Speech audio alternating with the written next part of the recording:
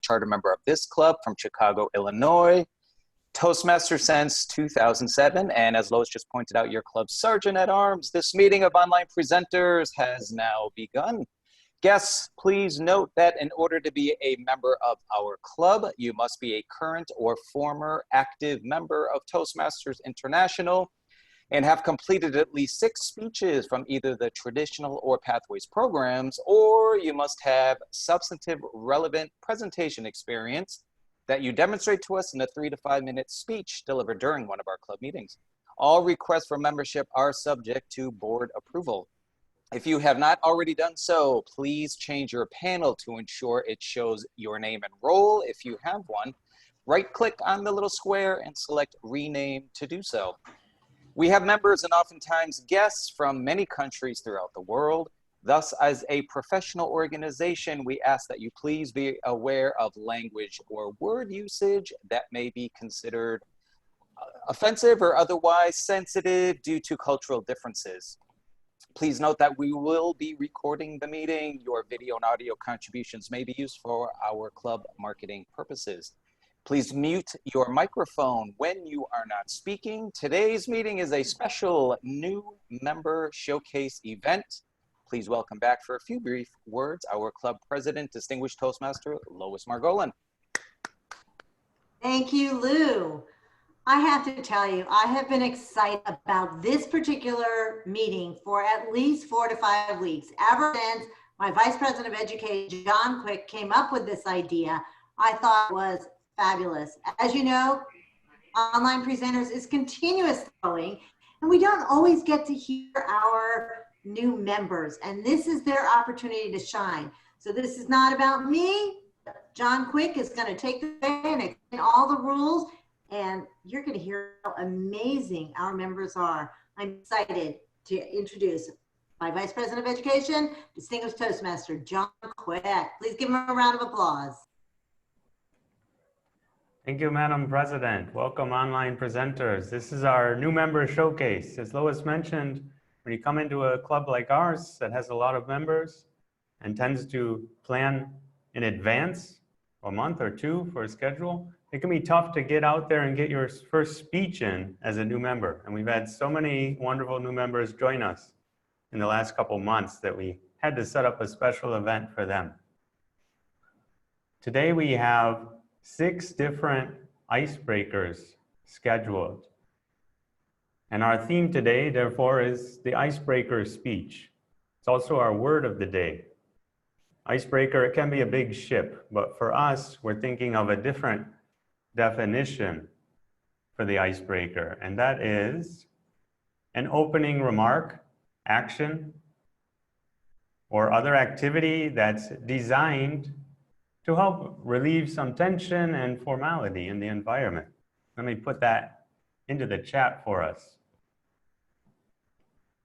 And in a Toastmasters world, we have a very specific meaning for the icebreaker. It's always the first speech we give. It might be our first time speaking ever, or in an advanced club like this, it might just mean we're new to a club and it's an opportunity to introduce who we are to our new community. Or it might mean we're starting a new educational path. In Pathways, every time we start a new one, we give an icebreaker. So regardless, the icebreaker is always about a new beginning and getting closer with the people you're learning and growing with in Toastmasters. Truly, when you give that first speech, I think you really start to feel you're part of the club. And so that's what we're really giving a special opportunity to the 6 people who have dived in today to make this happen. Now let's introduce who's coming to support us today. Our timer, can you please describe the timing requirements for us today? Heitzi. Hi, everybody. I'm Heitzi, and I'm going to be the timer for today because everybody's doing icebreaker speeches, and I must have thought before the time, I'm going to have to time like 6 speeches and 6 evaluators today, so I don't know what I was thinking. But so for the speeches, they'll get green at 4, and it'll look like this. My video will be off because I cannot do virtual backgrounds. Let me just close that real quick so that you can see. So that will be at 4 minutes, 5, and 6. Please be sure to pin my video. I also had one request for an audible signal, and it will sound like this. Hopefully everybody can hear that. If you go past 6 minutes and 30 seconds, I will be making a lot of noise and not allowing you to continue. And for the evaluators, it will be 2 minutes, 2.5 minutes, and 3 minutes, green, yellow, and red. And at the end of each session, I will put a summary in the chat with everybody's times. All right, thank you, Heidi. And if you're a speaker and you want to pin her video, as we call it, go to the top right corner. There's a little button, and you can click on Pin Video. This will keep it in focus for you, so you can see her while you're speaking. Our vote counter tonight is Emily Thompson.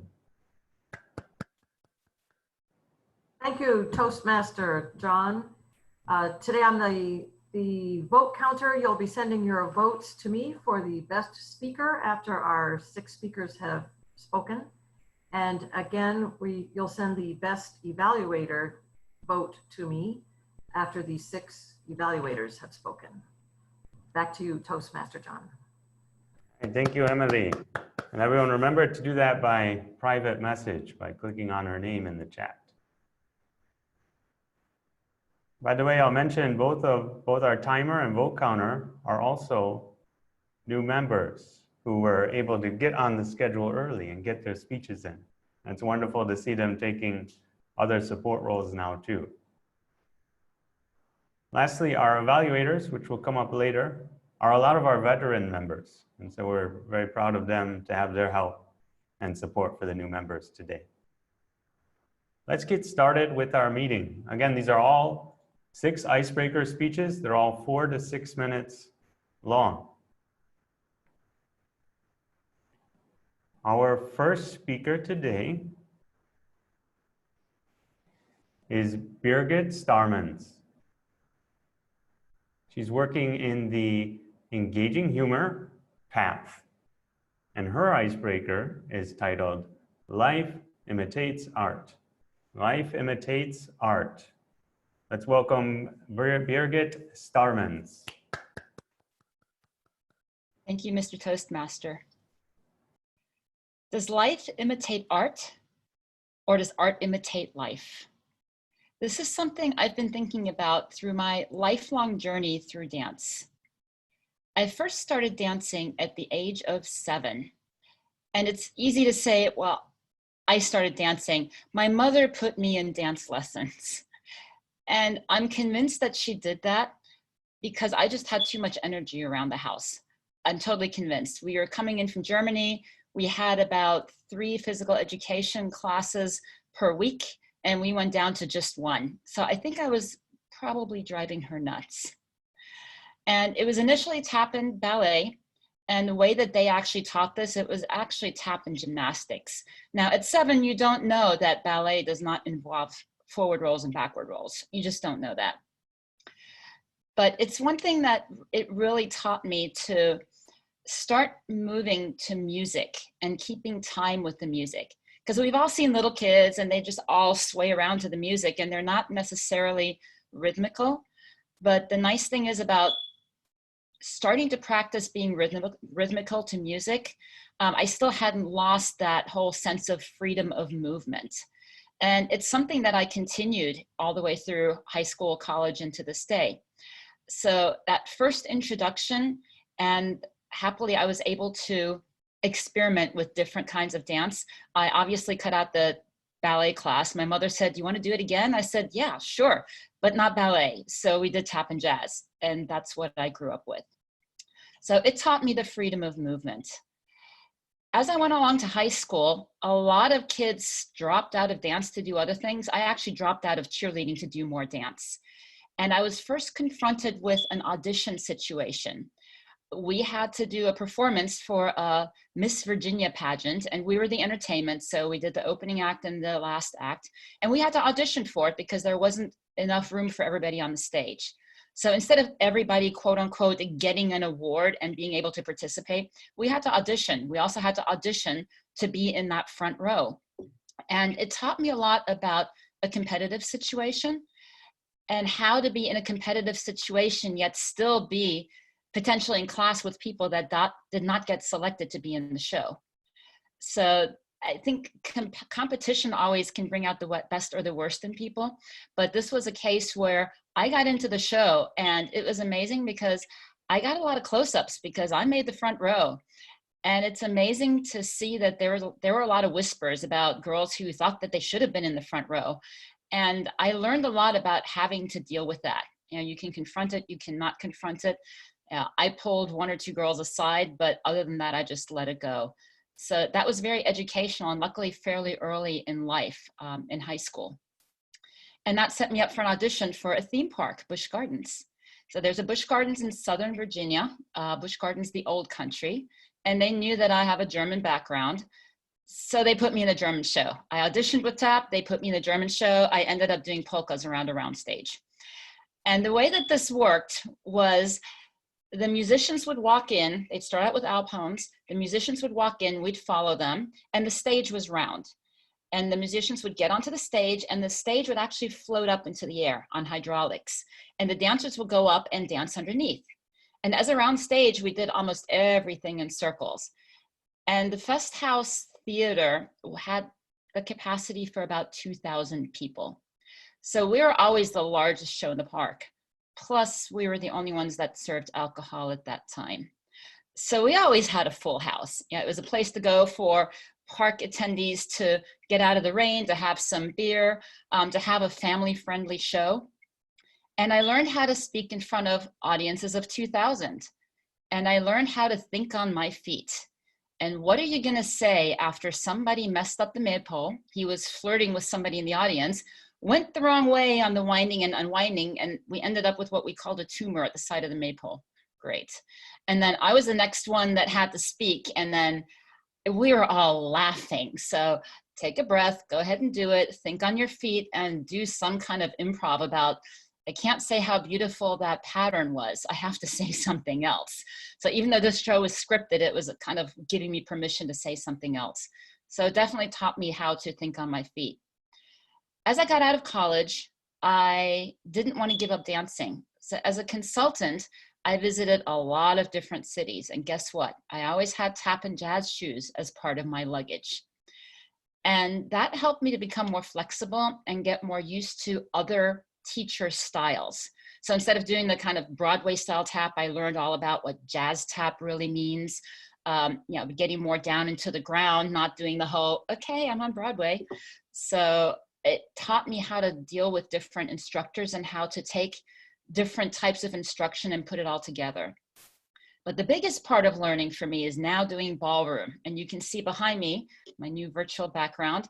This is my dance instructor, David, and I. And this is a scene from the waltz. I'll kind of move to the side so you can see it. And that teaches you the combination of the big picture of a pattern, where you are on the floor, as well as all the technical details. Right now we're doing FaceTime lessons. And even though I've been dancing with him for 5 years, we're laying a lot of very advanced technique onto the basic steps. And they can look really beautiful if you do it right. And a big part of ballroom is learning how to dance with a partner. I mean, when you're doing tap and jazz and you're just in a straight line, yeah, it was a little bit of a holdover from the polka that we did in the German show, but all of a sudden we're taking large steps in waltz and tango and foxtrot, or being more contained, for example, in the rumba or cha-cha. So I've learned a lot about myself and how to apply dance to my real life. And David once said, everything that he's learned in life, he's learned from dance. So life imitates art, Mr. Toastmaster. Thank you, Birgit, and congratulations on completing your icebreaker. Thanks. Our second speaker is Kenan Mackenzie. She's working from the dynamic leadership path. Her icebreaker is titled Autonomy and Community. She says, as we face a time of unprecedented collective uncertainty, I'm reminded of how my early experiences in community life are again relevant. Let's welcome Kenan Mackenzie, Autonomy and Community. Greetings. So thank you, fellow Toastmasters and guests. I want to talk about where we are right now. As we're in a time facing a community-wide and in fact global pandemic, many of the experiences and lessons of my childhood resonate with me. Is anybody else cooking more, baking more, missing their family? I bet. But you see, similar to my background I'm using tonight, I am from the Caribbean. I'm from a communal family from Georgetown, Guyana, and family had modest means. So in those times, the notion of being autonomous was nearly impossible. So much of what we did relied on community support. And we're now facing a moment in time where we're beginning to rethink the benefit of this autonomous living that we have inherited as a result of success, and essentially thinking about how interconnected we in fact are. So when I initially immigrated to the United States at the age of 7, my parents were connected to others who had immigrated previously and were able to connect them to resources and to guidance, told them about where to live, where they could potentially send their children to school, and it was essentially a community-wide effort. However, ironically, as things increasingly became economically more viable, families moved further apart, people became more independent, and people traveled for work, moved to other places, and this was again a sign of success and branching out. And herein began the practice of outsourcing more things that one relied on family for. For example, we could eat out now. We could hire other people to take care of our children. We no longer expected the relatives to do that, or the neighbor who was like your auntie. So these were things that, again, as a result of success, we were able to rely on outsourcing and strangers and others to do. So now we're in this new era again of thinking about our interconnectedness, but also economic uncertainty is looming for so many people. And we're having to think about what are some of those things that we shared that enriched our lives before? What are the things that we could rely on each other for?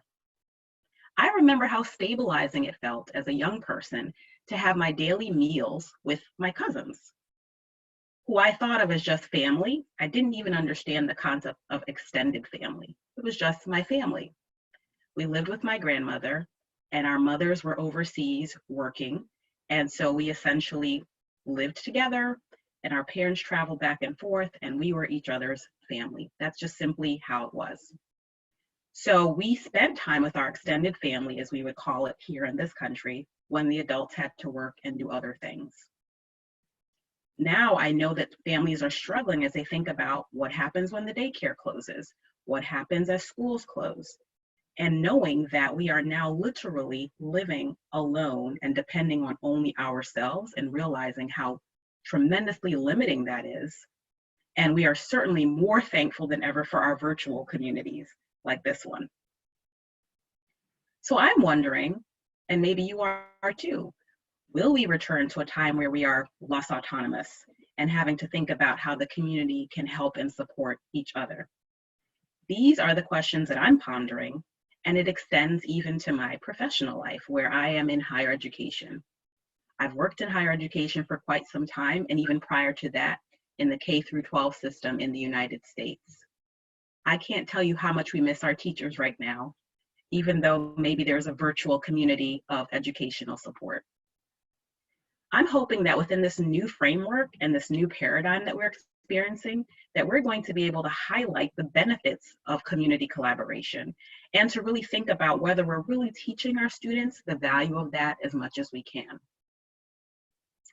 The initial desire to come to a new country where you have greater economic mobility didn't seem to necessarily have to compete with community.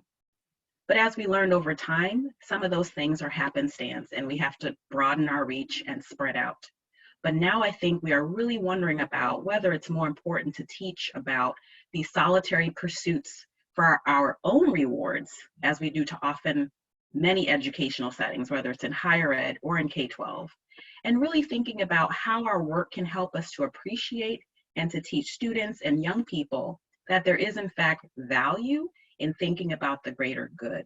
There is value in sharing meals. There is value on relying on your family and your neighbors and friends to pool resources and help each other. So again, I appreciate this new opportunity and I appreciate the individual preferences and abilities that we have, but I also look forward to bringing more of that in my work, to helping those that I work with and that I interact with, helping them to think about the values that we had previously when they were necessary and how we can inculcate them when they are a choice that we can make. With that, thank you, fellow Toastmasters and guests. And thank you, Kenan. Congratulations on completing your icebreaker. Thank you. Our third speaker is Tricia Smith. She's working from the Presentation Mastery Path. Her icebreaker is titled, Taking Time to Smell the Roses. My country lifestyle has impacted my values and provided foundation for my interests, passions, and being a never-ending learner. I'm going to present these aspects to describe who I am and how I'm taking time to smell the roses. Let's invite Tricia Smith, taking time to smell the roses. Hi, thank you. Have you ever heard the phrase, stop and smell the flowers or roses? I have a few times, but it's taken me a lifetime to be able to do that. I've led a fast-paced, multitasking, work before play, overscheduled lifestyle most of my life.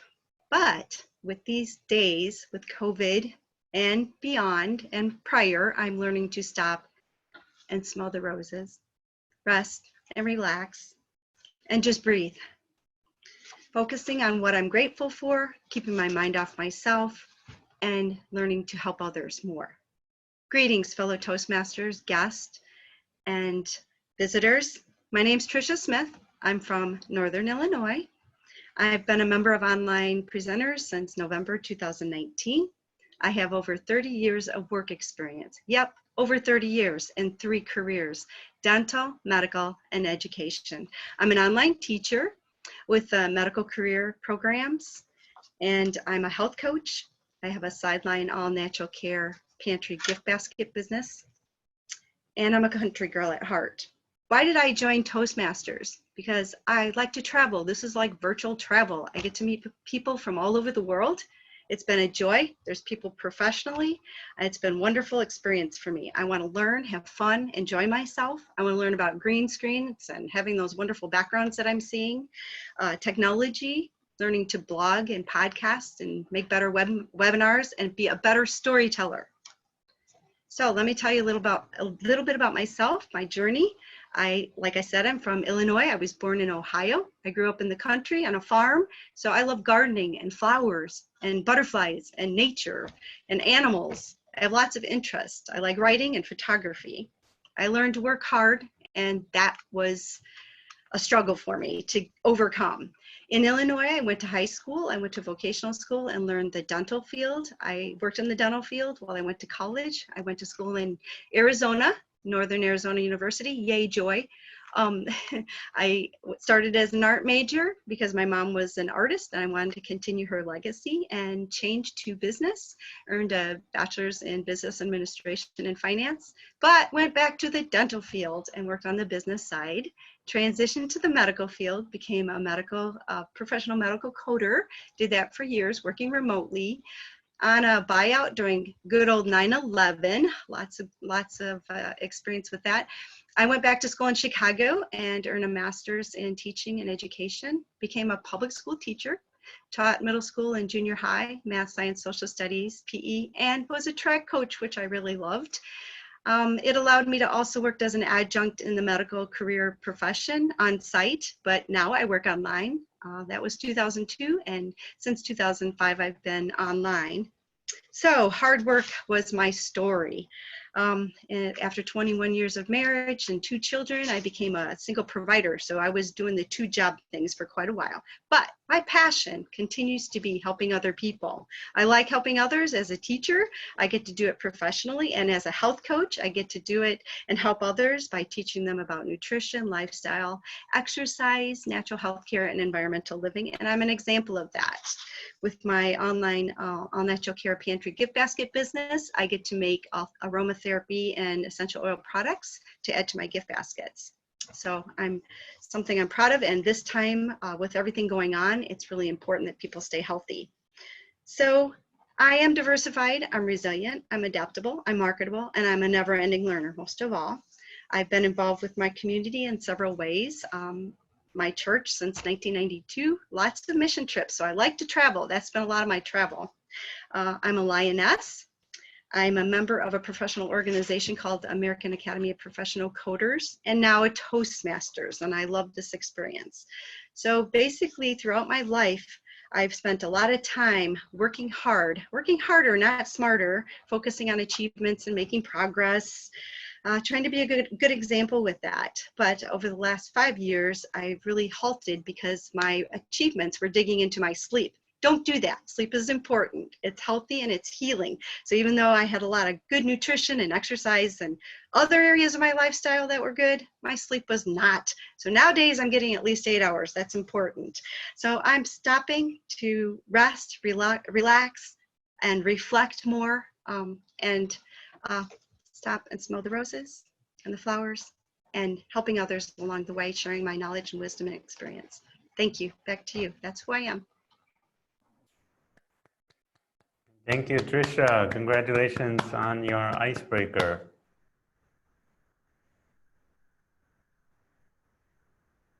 Our 4th speaker is Sara Edenton. She's working from Motivational Strategies, Level 1. Her icebreaker is titled, My Life, My Response, Years in the Making. Over Sara Edenton's lifetime, she has responded to and learned from challenging experiences. Today, she's sharing experiences that have influenced who she is today.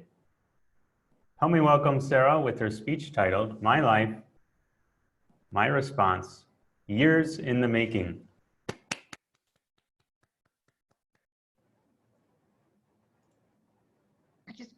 I want to share my screen.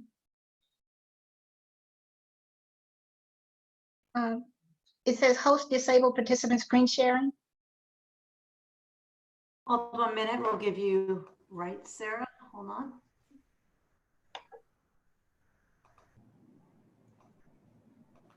Go ahead and try now, see if you can share.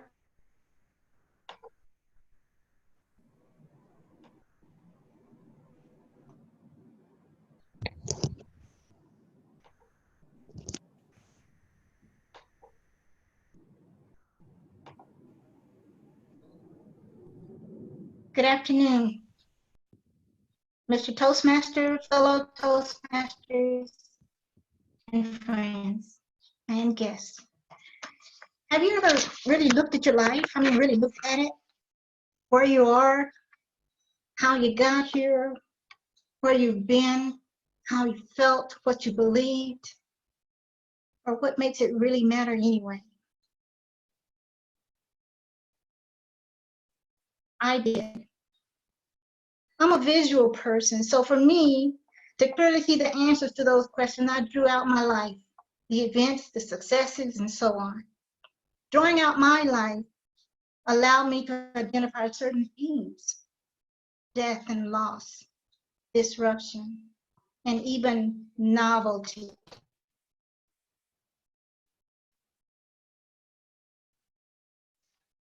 I was born at home, the 8th of 9 children, and I lived in the same house from birth to high school graduation. My parents had 2 sets of kids, the older set of 5, Loris, Earl, Vernon, Dean, and Gloria, in a younger set of 4. Me, Frank, Dave, and Randy. We were remarkably close, all of us. From the oldest to the youngest, we shared a deep, deep bond of love. Growing up in the younger set with 3 brothers, I was outnumbered when it came to choosing what games we were going to play. We had this huge chinaberry tree in the yard, and we would pick up chinaberries from the floor and shoot them with our slingshots. Or we would play marbles, or we would go rolling caissons, or going crawfishing, using a small tree branch and some twine as fishing pole.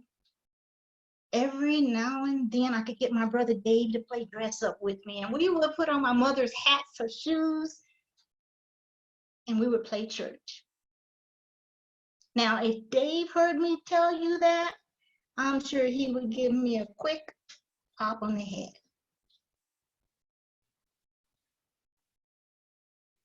Those were the good times, the good days.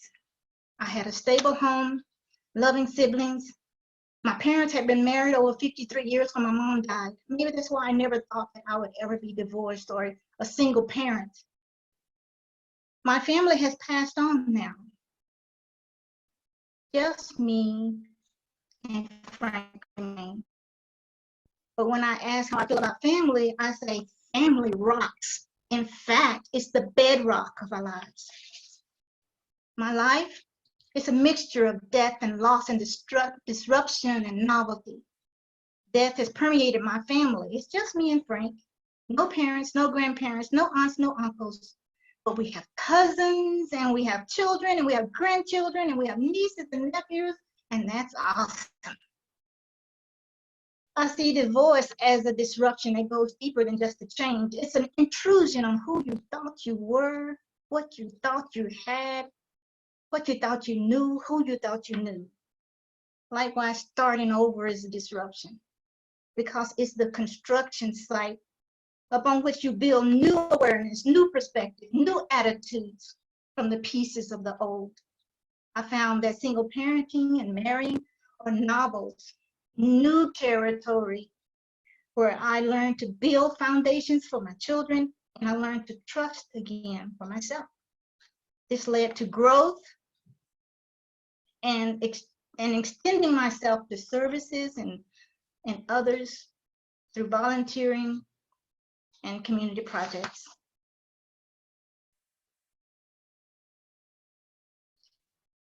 My response to life and to these experiences has been met with resilience, risk-taking, and tenacity.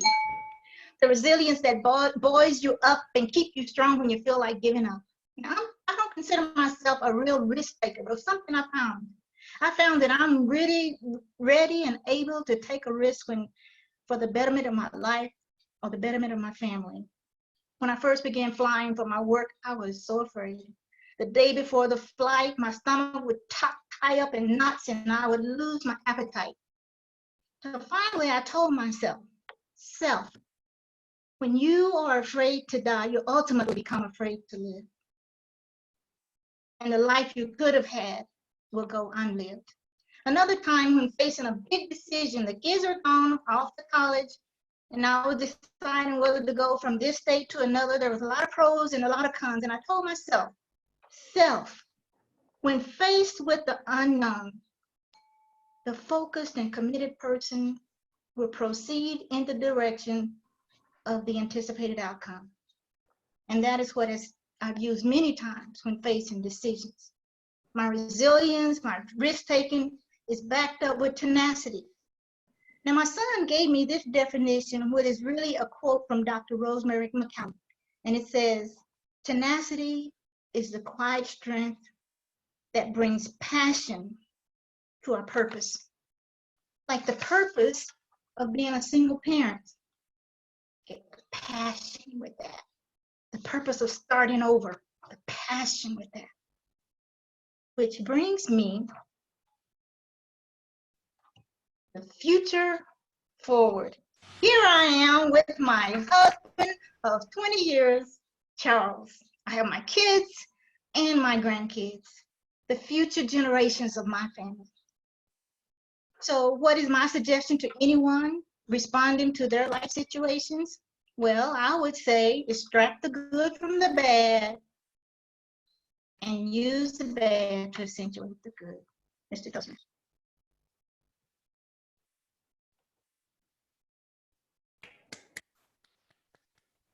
Thank you, Sarah. Congratulations on completing your icebreaker. Our fifth speaker today is Maryanne Grady. She's in the effective coaching path. Her speech is titled, One of Those Years. Maryanne Grady is a recently retired HR professional, and she's currently in the process of relaunching her coaching and consulting business, Rise Above Resources. Please welcome Maryanne Grady for One of Those Years. Have you ever had one of those days? One of those weeks? How about one of those months? Good evening, Mr. Toastmaster, fellow Toastmasters, and guests. In my icebreaker tonight, I'm going to tell you about last year when I had one of those years. I'm not complaining, my life is good. But at times, it did feel like the world was conspiring against me. In January, early, my doctor said to me, "You have CKD, chronic kidney disease, and you're going to need a kidney transplant. And you're going to have to find a donor because the waiting list is 5 to 7 years." Really? Can you imagine going to somebody and asking them for one of their organs? Later that month, my mom had been very sick in the hospital, and she died. And it's never easy losing your mom. We had to settle her estate, and for the rest of that year, I was getting like poked and prodded, and they were preparing me for that surgery. And on July 2nd, I had my kidney transplant. When you have a transplant, they suppress your immune system. So post-surgery, I had to be quarantined for 3 months. So yeah, I was quarantining before it was a thing. Out of the last 12 months, I've been quarantined for 6. Now my sweet husband, he said, "Why don't we take a trip to Delaware and buy that retirement house that we've been looking at?" And I said, "That sounds great. It'll be something to look forward to, something to plan for. We could decorate." I was really excited. And then I had never considered how much work it would be to pack up the house we were living in for 35 years. It was exhausting.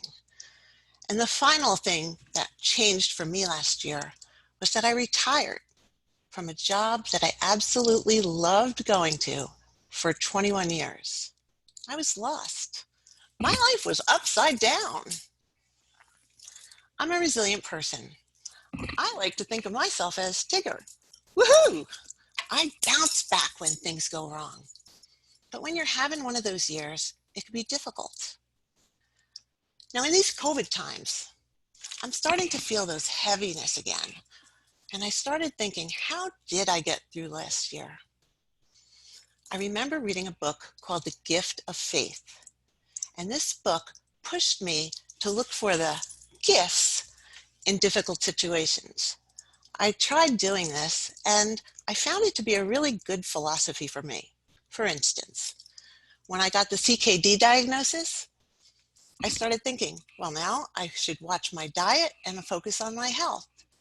I had been running around with my hair on fire for years, and it was really time to just slow things down.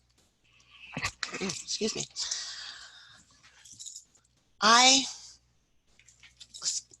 Excuse me.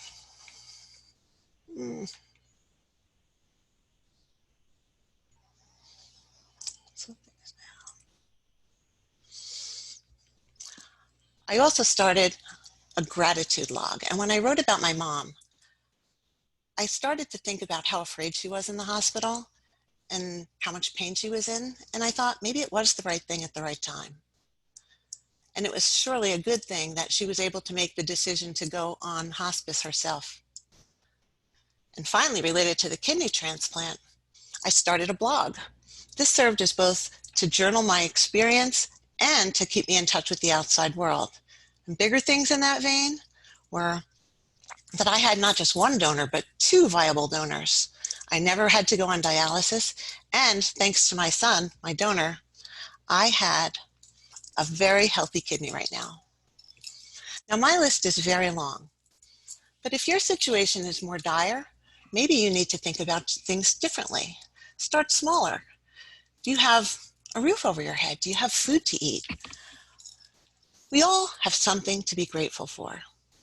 I like to start each day thinking about 3 things that I'm grateful for. I call this my strong start to the day. Now, pandemic times are hard for all of us, and we all have a lot of problems, but I want to challenge you to look for the gifts that the pandemic has left for you. Do you have stronger family ties? Did you develop a new hobby? Or maybe you look up and just see less pollution. Think about it, because that's where your thoughts should be going. And when you start to feel anxious, stop yourself from going down the rabbit hole and remember that you need to take those negative thoughts and put them out of your head and replace them with the grateful ones. Now,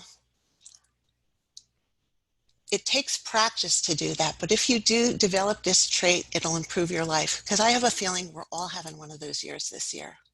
Remember, being grateful doesn't fix the problem, but it does allow you to lift your spirits so that you can get out from under those victim thoughts that are holding you back. Now, I have done this myself and it's worked for me, and I'd love for you to try it. And in closing, I say stay safe, everybody, and stay grateful. Mr. Toastmaster. Thank you, Maryanne, and congratulations on completing your icebreaker.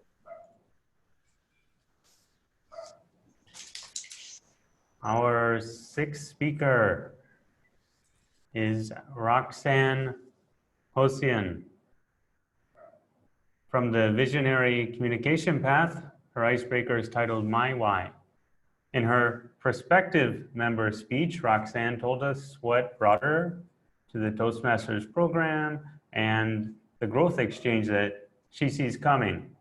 In that speech, she alluded to a life event that propelled her career to a turning point.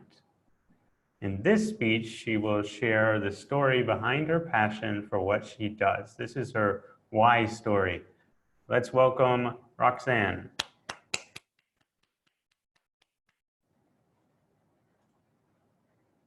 Thank you, Toastmaster Quick.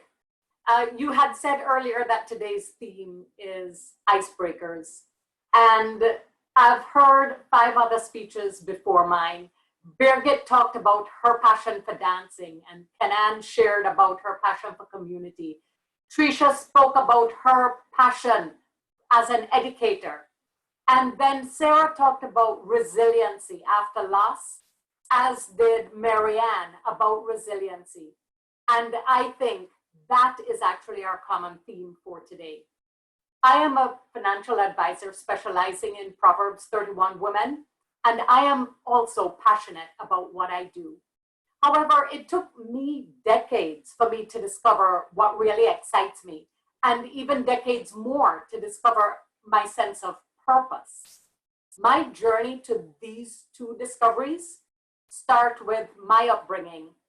And like others, I too was raised in the Caribbean. I grew up in a middle-class home in Jamaica. Now, my family wasn't wealthy. We had no luxuries, but we lacked nothing. Both my parents worked hard to ensure that. They had instilled in me, by example and teaching, a strong work ethic and a drive to excel at any pursuit. So when I immigrated to the US, I took these values with me. I had come to America with nothing but an overnight bag, no money. I was staying at my cousin's house and I had no car. So obviously, wherever I got a job had to be somewhere that I could get to by public transportation. So here's what I did.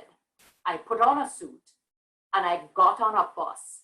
I got off at the first stop, walked into whatever building happened to be across the door from the bus, and asked for an application. It was a bank. Now, I don't recommend this as a method of choosing one's career path, but that's how I got into banking. For the better part of my working life, those values which had been instilled in me by my parents, that drive to excel at whatever the undertaking, was all the why I had. Okay, admittedly, sometimes my why was just to keep the lights on, the water flowing, and the food on the table. I'm sure some of you might be able to relate to that. I had drive, but no enjoyment and no real sense of meaning. Throughout my career in banking, I moved through practically every field in the industry: retail, compliance, risk management, even technology, looking for that right fit, something to offer me some fulfillment, until finally something I truly enjoyed: learning and development specialist. I loved the classroom. I actually experienced a performance high when I was in front of the class. I could truly have said, I love what I do. So I left the banking industry to focus on a career in learning and development in other industries, applying that same drive, until again, something else changed. It started with a phone call 8 years ago, but I can remember it as clearly as if it were yesterday. And that is the call telling me that my mother had died. I flew down to Jamaica on the first flight out to help my father with funeral arrangements. Faced with the loss of his partner of over 50 years, my father was bereft. And his profound distress was heightened by a heavy financial burden. There was no money to bury Mummy. Now, at the time, my husband and I were just about to buy our first home. Instead, we took all of our down payment and closing cost money for a funeral, and yet we were still short. On one of the many condolence calls, after the icebreaker, a dear friend of hers in Sweden offered to help. I told him how much we were short, and he wired the full amount of the shortfall directly to the funeral home. Now, when I told my father, he expelled all of the air that was within him, calling upon a God in whom he did not believe, as the weight of that financial strain was lifted. To see my father in this situation was a wake-up call. My parents had taught me about working hard, but not about planning for that next phase or preparing for financial shockwaves. That part of my education had been sadly neglected. But how could they have taught me when they themselves did not know? The thought hit me that if we were to continue on our current trajectory, this would be me and my husband. You see, I too had made many fundamental financial mistakes. I had liquidated my 401k when I went through an ugly divorce. As a single parent, I put my child's immediate needs before my financial future. I had allowed my permanent insurance policies to lapse, and I had been living paycheck to paycheck. I vowed there and then that this would not be me or anybody else I know if I can help it. It became my mission. Within a year, I had made the transition to financial advisor, bringing together my passion for training and development with this new mission of helping professional women work through and understand what's important to them and putting strategies in place to attain it and to protect it. I now make a difference in people's lives in ways that impact them for generations. I had found my why. I am a financial advisor specializing in Proverbs 31 women and I am passionate about what I do. Back to you, Mr. Toastmaster. Thank you, Roxanne, for sharing, and congratulations on completing your icebreaker. Wow, that's 6 icebreakers today. Excellent job, everyone. Let's find out from our timer, Betsy, who is eligible for voting today. Yes, thank you. Oh, I'm managing a lot of things here. Thank you, Mr. Toastmaster. We have 4 speeches that's eligible for voting. That would be Kenan, Tricia, Sara, and Maryanne. Those 4 speeches are eligible for voting. I am posting the total times in the chat right now for everybody to see. Okay, thank you, Madam Timer. Please send your vote for Kenan, Tricia, Sara, or Maryanne. Whose icebreaker was your favorite today? Send that by private message to Emily Thompson, our vote counter. Now that we've had all of our prepared speeches, it's time for our evaluations. And these are some of our most experienced members giving our evaluations today. These are for immediate feedback for our speakers, but they're also something that teaches all of us how to improve our speeches through the feedback that we see given. These evaluations will be 2 to 3 minutes long. Our first evaluator is Lois, and let's invite her to give an evaluation of Birgit's speech. Thank you, Mr. Toastmaster, my fellow Toastmasters, welcome guests, especially distinguished Toastmaster Birgit. I love this story. You took us through your life of dance. Now, I know how hard dance is because my husband and I took dance lessons for 1 year. We practiced one dance to one song so we could dance this one time at my daughter's wedding.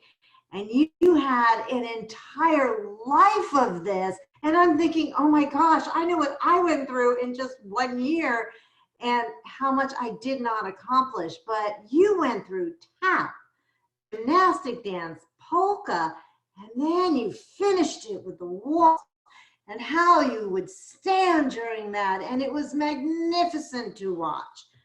The freedom of movement, the words that you used that just brought us into your life, magnificent. I enjoyed every minute of your speech, and I am so glad I have the opportunity to review this. For some things that to me just brought your story to life. One of those things were when you talked about time at Busch Gardens and you were polka dancing and you were just having fun, had this gigantic smile on. And of course it made me smile too because you were having fun with your speech. And that's what an icebreaker is about. The icebreaker is about the opportunity for you to just get out there and tell us who you are and be you. So congratulations, you did indeed do that. What are some of the things you can look out for? Well, we're definitely a distinguished Toastmaster, so you made it kind of tough. But I did catch a few things that you might want to work on. One thing to consider is your frame. And if you decide that you want to use the virtual world, you have to realize what it's going to look like when you move outside your body. You can stay inside your body and nothing looks weird, but as you start moving out, you can see the strangeness. So you're talking about how you were floating, your hands were not seen. We couldn't see them. So one thing as your online presenters, as you move through this world, is start being a little more aware of where you are in your body. And if you're going to use virtual, I love virtual balance. Just beware, you can't go that far out because it's funny. The other thing I would also be aware of is your so's and your ands, because you had a lot of transitions. The ending even ended with, so life imitates art. I would have liked that ending to have just been a little bit stronger. Can see, life does indeed imitate art, instead of having the transitions in there and taking away from it. But overall, I enjoyed your story. I loved your story. And I'm so glad You are a member of Online Presenters. Thank you for this opportunity to evaluate you. I enjoyed your speech immensely. Thank you, Lois. Our second evaluator is David, and he's going to evaluate Kenan's speech. All right. Thank you, Mr. General Evaluator. Fellow Toastmasters, and especially Kenan, I thoroughly enjoyed this speech. It was nothing flashy, but it didn't need to be. It was you talking to the camera.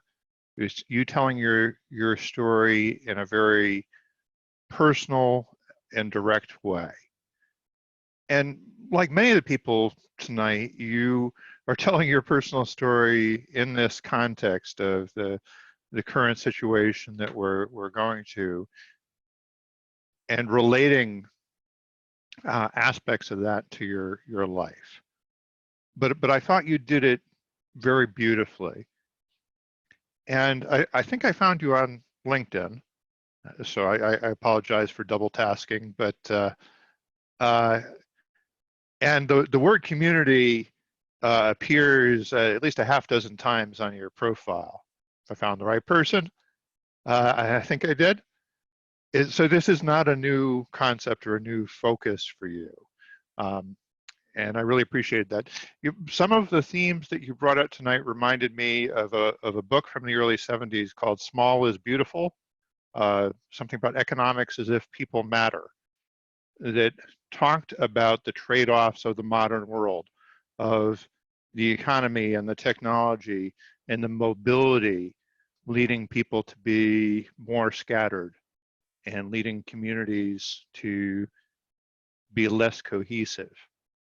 And so it was a meaningful speech for me to listen to from that point. I read that book. I tend to be sort of an enthusiast for technology and the modern world and the future and wanting to fly off and be part of Star Trek. But at the same time, you know, very, very good points about how family is important and community is important. And you're certainly related to that, to your own life and the immigrant experience and the positive aspects of that can become attenuated as people get wealthier and better off and more able to pay people to look after their kids. I had to scrape to find things to criticize, and I didn't come up with much. I was looking at your background at the beginning and saying, why is she having this tropical background? But you related that to your Caribbean upbringing. And so I always think that if you're going to use the virtual background, particularly in a speech, it ought to be meaningful to the speech. It shouldn't just be some distraction back there. So I thought that you did a good job of tying that in with a story that you wanted to tell. Overall, I think you'll be a very strong addition to this community, and I want to welcome you. Mr. General Evaluator. Thank you. Sure. Thank you, David. Our third evaluator to evaluate Tricia's speech is Christian. Thank you, Mr. Toastmaster. Ladies and gentlemen, and Tricia, I think it's the right time to stop and smell the roses and just walk out of our home and see what's happening and take a moment. Tricia, thank you for sharing this speech, because I think it's the right time, especially in my life, to just stop and reflect. As you started and until you ended, you were clear. I understood every single word that you were saying. You were also doing something very interesting. You were sharing moments of your life. You talked about Illinois, what you studied. You talked about your passion of gardening, and then you talked about your professional life as well. And those are moments that when you share it with me, I can connect with you. I'm with you, with your message. Thank you for doing that. And Tricia, as you were going along, you had something very interesting as well. You had a rose. Now, I don't have one, but if I had one with me, and the way you were using it at the start, when you take the rose in front of your screen, I could see myself, and my sinuses are blocked, but I could see myself smelling the rose, which you did, and I could feel being in the room with you. Thank you for that. That's a very good use of a prop. And you had the prop at the end as well to wrap up your speech. Now, Tricia, I enjoyed your speech so much that I'd like to share 2 gifts with you. Gift number 1 is the structure of your delivery. You had a lot of sharing. And one thing that you want to be aware of is your time. Now, you had 6 minutes to deliver your speech. And when you stopped, the light was at green. That means you had easily 2 more minutes to do the sharing. So my first recommendation there for you, Tricia, is when you're setting up your speech, when you're planning, consider identifying which items should you be sharing, because there's so much to share and so little time to share. But in your case, there's so much to share and then so much time to share. So which items do I put in there? Which items, when I structure them, especially looking at the transitions and the flow, and thinking about what do I want my audience, what do I want Christian to take away? Then you'd be able to identify items to put in and items to leave out. There's also the recommendation, 3 is great, go beyond 3 points. It's a bit weird, get stretched out, or have only 1 story. It's really about what you want to share. My second gift to you, Tricia, is in terms of your pacing and your speaking rate. And you did mention that to me in the chat before. 4 minutes to talk about 4 major points of your life. It's quite a bit. And I saw also one person in the chat saying, oh, wow, Tricia, you managed to do that in such a short time. It's wonderful to be able to do that because I can't do that. I can't speak so clearly over such a short time. So my recommendation there is when you're speaking, I'd love you to identify the punctuation marks and the moments of transitions, and also pause and allow me to breathe in your different moments of sharing. But Tricia, I really love that ability of you to speak and share so much in such a short time. I think that's very powerful if you're able to add in an amazing call to action. But again, let's take time and smell the roses. Mr. Toastmaster, over to you.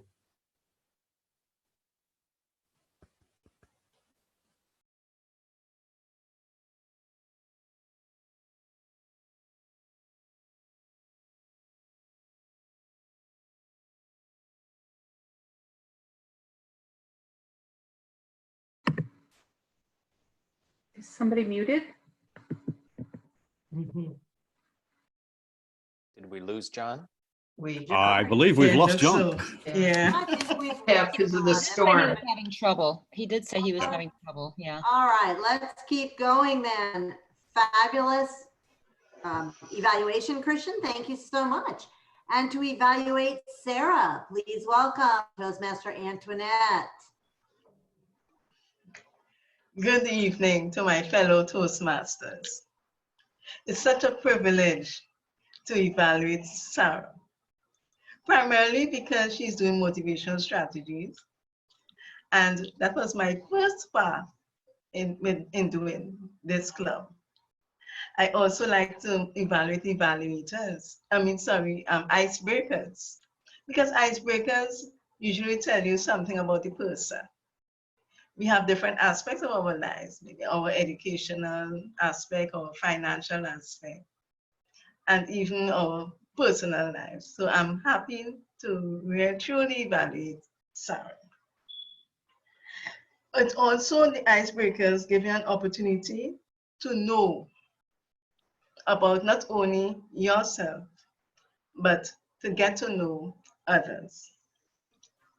What I liked about Sara's speech, she spoke about the bedrock of life, which is really the family.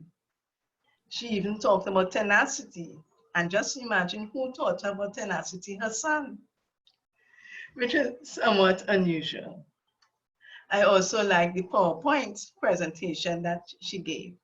Normally, I've never really seen someone doing icebreaker and PowerPoint at the same time. So that was unusual for me. what she can do better, or what Sara can do better, maybe she should have worked out the technicalities of sharing, being able to share the screen before the meeting actually began. At times also, I placed her on speaker view, and I saw that she was looking down at maybe some notes or whatever she had. But what was great though, to me, I felt very emotional. I was very sad in some cases. And, you know, it really helped me to know that I am not the only one who went through these things. There are other people in this space also went through things in their lives that made them a bit sad. All in all, it was a powerful speech. And I look forward to you, Sara, for giving many more speeches. And please stay with Online Presenters so that I can know more about you and others can know more about you. Back to you, Lois. Thank you, Antoinette. Thank you, thank you. To evaluate Maryanne Grady's One of Those Years, please welcome Jim Barber. Thank you, Madam John Quick Impersonator. My fellow Toastmasters, our most welcome guests, and especially, of course, Toastmaster Maryanne Grady. Maryanne, this was your icebreaker, but obviously this was not your first Toastmaster speech. You are obviously an experienced Toastmaster, and it showed tonight. So many things came through. Your vocal power, your pauses, your pacing, your presence were all top-notch. Your gestures, you used those so very, very nicely. I don't know about your Toastmasters experience, but as I say, it's obviously there and it showed tonight. The best thing though, that didn't surprise me because I knew you'd been in Toastmasters before, so I kind of expected that. But what I did not expect was your wonderful eye contact with the camera, not with the audience that's out there. I shifted back and forth between the gallery view, started in the gallery view, went to speaker view, fully expecting you to be looking at the audience rather than looking at the camera, and you weren't. You had direct eye contact with the camera and you never lost it. That was awesome. There are few people in this club that can do that, and you started with your icebreaker already doing that. Congratulations, that was terrific. I have a couple of suggestions for you. The first one you probably already know. You lost your train of thought at one point. That happens to everybody. But of course, I'll remind you, we don't know what you were going to say. So when you forget what you're going to say, make something up. Just wing it, go with it, treat it like a table topics, fake it, and we won't know the difference. The other thing is possibly new to you. Be careful in moving when you're on camera. Moving side to side, kind of like this, is not a problem. In fact, it looks kind of natural. But when you move forward and back like this, you change in size. Your face changes in size because as you get closer and further away from the camera. When you're standing back away from the camera, it's not so much of a problem. But when you're close, and I like that, when you're close, be careful about moving close to the camera. It can become a little bit intrusive to everybody that's watching. But it's a minor thing. This was an incredible speech. You have a terrific attitude, and I'm looking forward to future presentations. Madam General Evaluator. Thank you, Jim. Great job. And rounding out our final icebreaker speech of My Why, please welcome Toastmaster Graham Carton. Thank you, Lois, ladies and gentlemen, and particularly I have to say that was an exceptional speech for an icebreaker tonight. One of the things that I like about telling stories is that that's how we learn lessons. Stories not only keep us engaged, but they teach us lessons as well. And tonight in this presentation, we actually saw a really good example of how a personal story can have a greater impact. It goes from the particular, the lesson that I learned, to the general, the lesson that you might learn from my learning. I also have to say that as an online trainer, there is something that I really appreciated tonight from Roxanne's presentation. She used callbacks to the earlier speakers. And as trainers, that's a technique which we can all learn from, by making everybody in the audience feel that they are a part of your presentation from the get-go. So well done on doing that. There's only one suggestion that I'm going to make for Roxanne today, and that's about timing. Roxanne is aware that she spoke over time. It wasn't by much. It was only by about, well, 38 seconds. And I suspect that Roxanne had prepared this and thought, okay, it will be pretty close to exactly 6 minutes, except of course she had to stop because she faced an emotional segment of the speech where she had to pause. She had to bring herself under control, and then she had to continue.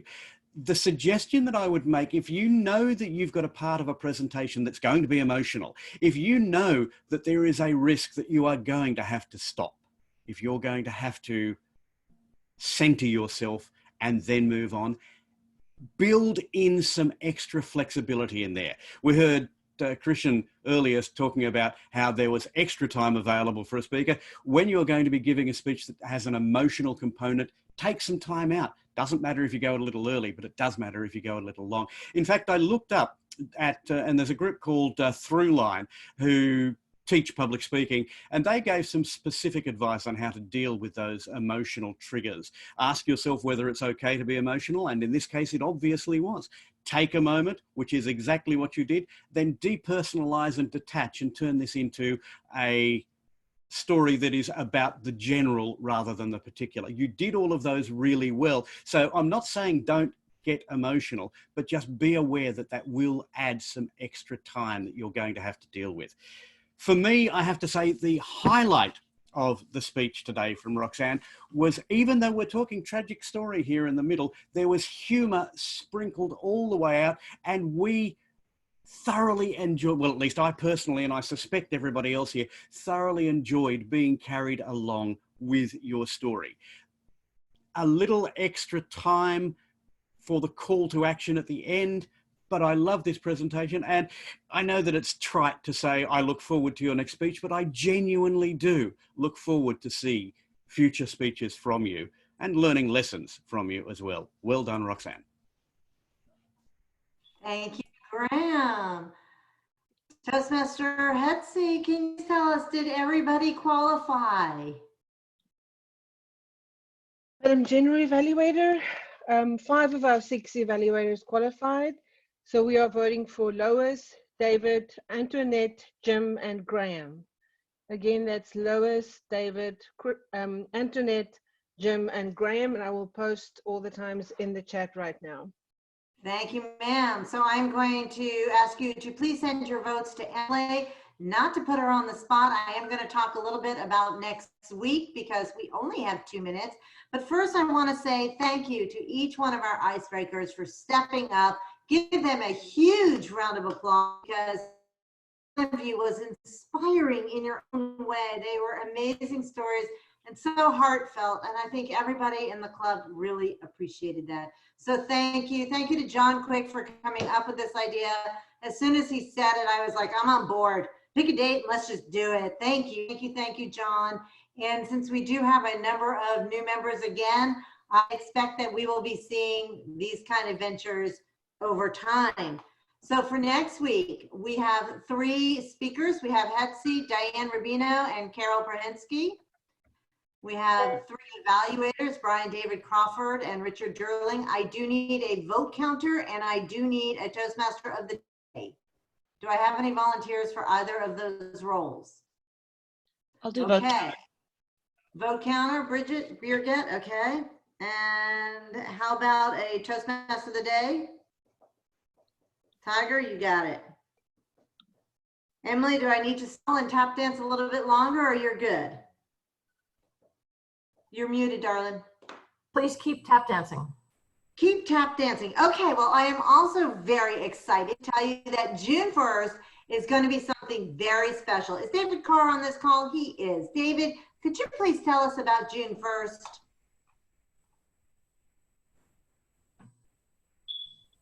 Remind me what's June 1st, Lois. I'm sorry. Roger Corville. Oh, Roger Corville. Yes, I'm sorry. I sincerely went blank. Roger is a friend of the club. Very early on, when we were trying to drum up interest, we had him in to speak because he is an expert on webinar presentations, on creating engagement in webinar presentations. A number of people who gave icebreakers tonight mentioned something about being connected to training and development careers. He particularly works with people on how to adapt courses and classes to the online environment and how to create engagement. So that's going to be a special workshop on June 1st. And invite your friends. Thank you, David. And Tiger, I see that you are also, well, you're a timer. Tiger, you are the Toastmaster of the day, the timer, and the grammarian. So what role do you want? Because this is the Tiger show. Which one do you want? For next week, I'll do the grammarian. Okay, so I still need a timer now. I opened up a couple of roles, and I need a Toastmaster of the day. Do I already have a role, Lois? Yes, and you do. You are, oh, maybe you don't. Let me see. No, what would you like? Timer? I'll take timer. Oh, you're all counter. You're the all counter. Oh, I'm the off. Okay, good. All right. Jim Lois, Barber? I will be Toastmaster of the day. Thank you, Asil. So now I am looking for a timer. I'll do it. Okay, Graham, thank you so much. All the roles are filled. Graham, Still, you are in great shape. Thank you so much. Okay, Emily, I am down. You got it? Can you do this for us? Yes, I certainly can. Awesome. Let's hear it. Madam Toastmaster, I'm pleased to announce with very excellent speeches, we have Tricia Smith as the winning speech for tonight. With all these excellent evaluations, we have Graham Cairns for Best Evaluator tonight. Congratulations to all. Thank you so much. That concludes our meeting. Sorry for 2 minutes, but I just didn't have enough tap dance in me, and we hadn't thought about how quickly we needed to turn that over. So thank you, Emily. You had to be doing that fast and furious. This meeting is now concluded. The recording will stop. However, we have our parking lot conversation where we stay on for 10 or 15 minutes, and some stay on for 1 or 2 hours. So you are most welcome to stay and chat. And thank you again to all of our amazing icebreakers. Be safe, be well, have a great night. We're going to let some people